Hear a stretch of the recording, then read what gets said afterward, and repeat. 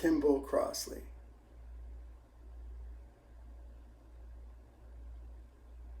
The most traumatic thing that ever happened to me.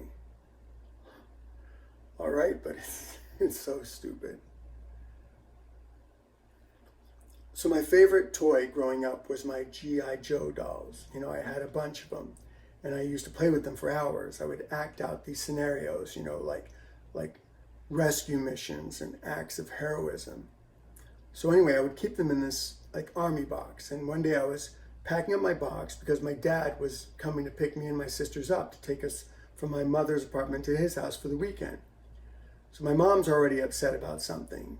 You know, I don't know what it was, but she always kind of resented my relationship with my dad. I don't know if it's because she thought I had more in common with him or I got along better with him. I don't know. So she's also a drinker, and she may have been drunk, but she's already yelling at me. And then my dad shows up at the door, and my sisters jump into his arms, and my dad says, "Are you ready?"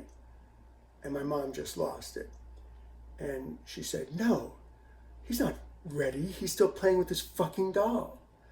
And then she picks up my G.I. Joe doll, and it was my favorite doll. And I don't know if she knew it was my favorite, but it was.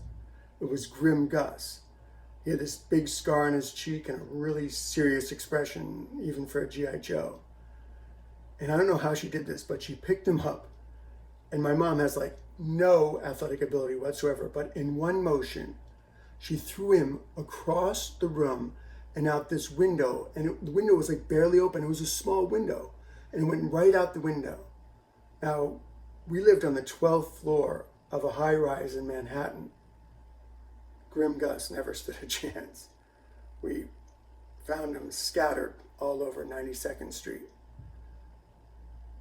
I was devastated, and we all just stood there, and no one did anything.